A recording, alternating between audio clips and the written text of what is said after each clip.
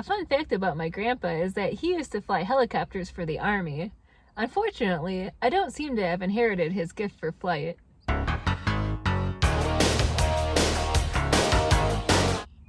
But before we go any further, I just want to remind you to like, subscribe, and hit that notification bell so you never miss a video. In the spring of 2018, I bought myself a birthday present. This drone was something I'd been looking at for a while. I thought it'd be cool to make some videos with an added dimension. You know, I thought it would be neat as an addition to some of the videos that I was making at the time, and I was excited to share that toy at some point with my, at the time, new girlfriend, Jessica. A month or two after getting this thing, I started taking some formal classes. I wanted to, at some point, get my license, maybe for the idea of doing some commercial work at some point, but more just to have a better understanding of how flying works and how this fits in with, you know, the broader world of aviation. I was not taking a drone class, but Sean was teaching me. Yeah, I figured how hard could it be, really? This thing basically flies itself. So one spring Saturday, my family was up at my grandparents' house for a visit. And after Sean's drone class, he came up to join us. Not yet being completely comfortable visiting with Jessica's family, it's always nice to have an activity to do to, you know, take off the pressure of just existing. So we all went outside to the driveway, and Sean showed us how he could fly his drone. Yeah.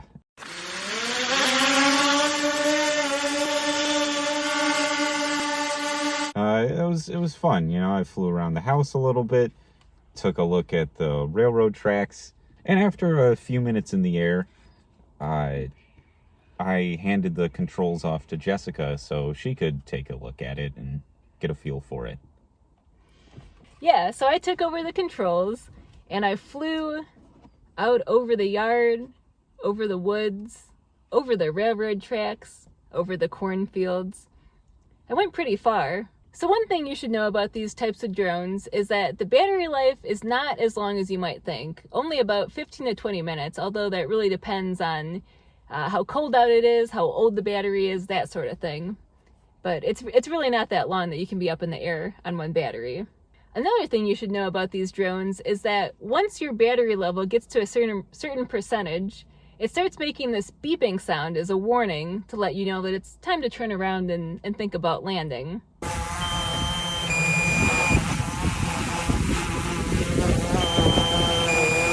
It's a very annoying beep, but at this point, even with my limited flight experience, I had learned to pretty much tune it out.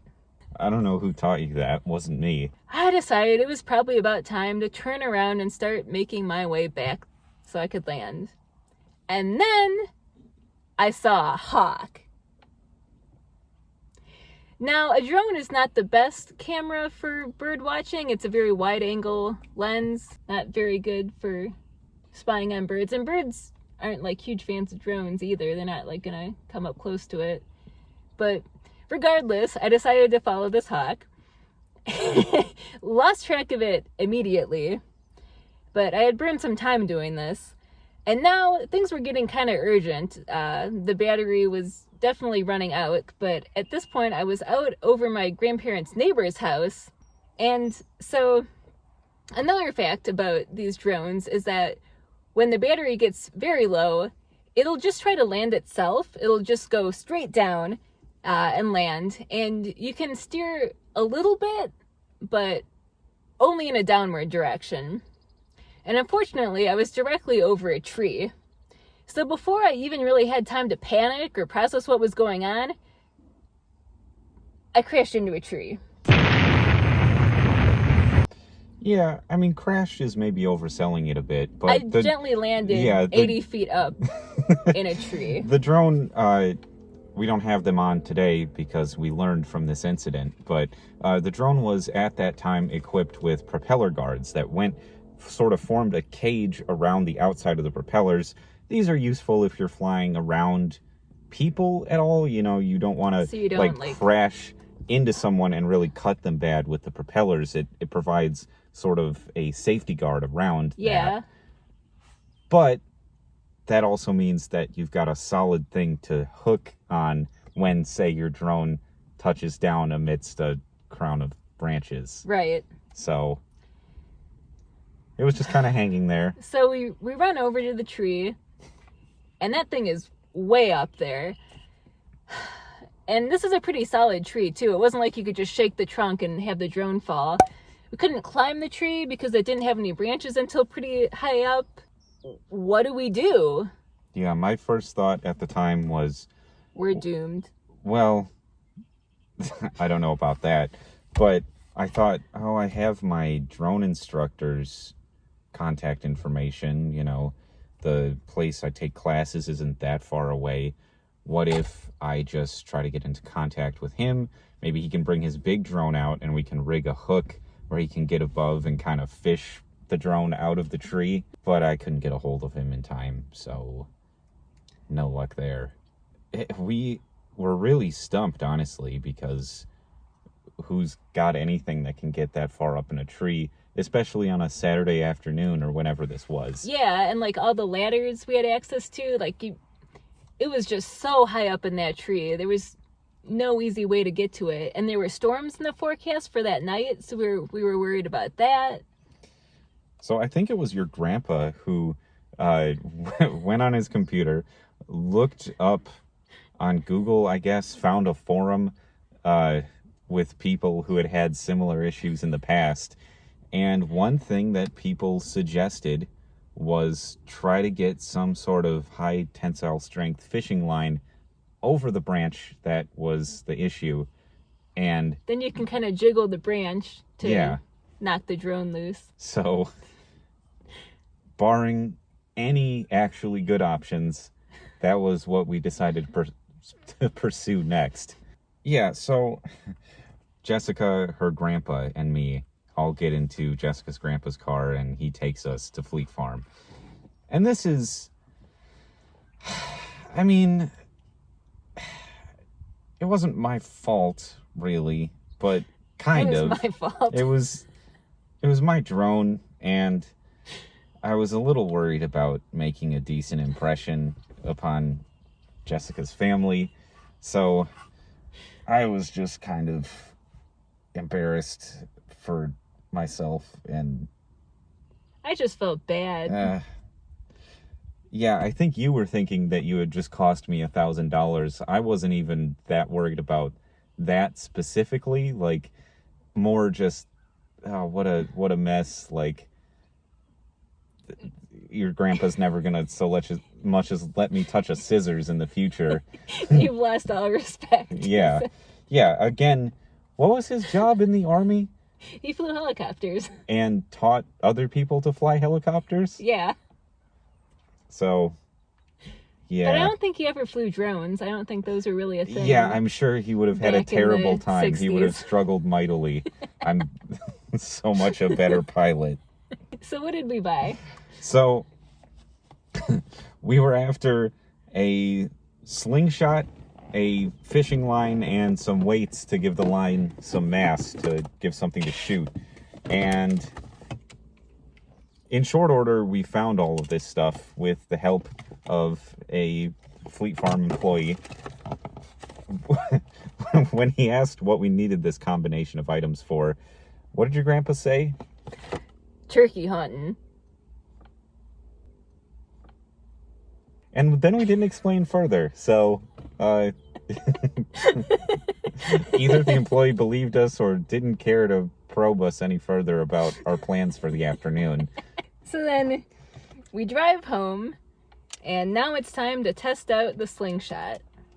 Yeah, I mean, for any of you who might be watching this video as a tutorial for some reason, because you have a drone stuck in a tree. This really isn't that hard, it turns out. You've got just a slingshot that's wrist braced like this.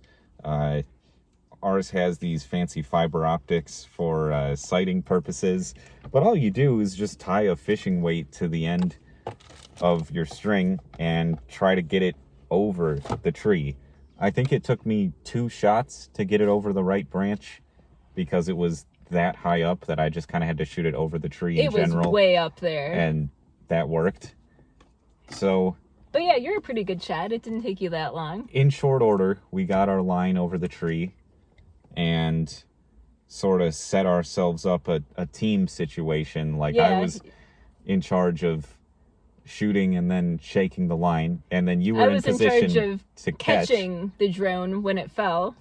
And so with me and I think one other person kind of pulling on the line, we got the branch going up and down, and Yeah, you could tell the drone was getting kind of loose. and then it all of a sudden came down.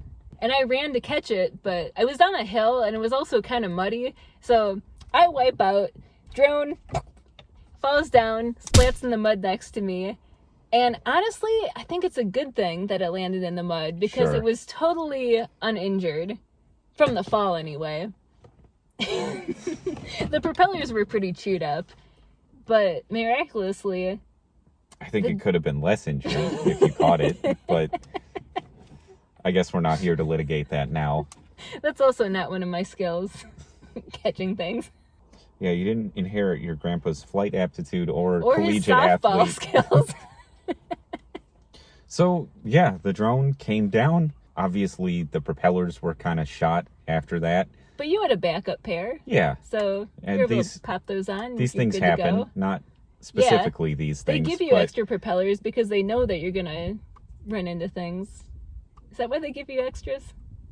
yeah, I Yeah. mean, there's an expectation that those should be replaceable. Right. Yeah, there was some dirt, I think, in the little sensor eyes. Yeah. Because again, it did land with some force in the mud. That wasn't too bad to clean out No. overall. No. And then, a good night's rest and a new battery later, the drone was able Good to fly go. again. So where are they now? So we still have the drone. It's grounded for now because its batteries don't hold a charge anymore. Yeah. And we're married. So that's cool. You and the drone? Why didn't I know about this? Be sure you like, subscribe, and hit the notification bell Wow. so you never miss a video. So what's the moral of the story here? I don't know. Pay attention to a low battery warning. That's most of it. Don't crash into a tree. Yeah. Yeah. Don't chase birds. I mean, there's a lot of lessons you could learn. There are a lot of lessons. The end. Wow.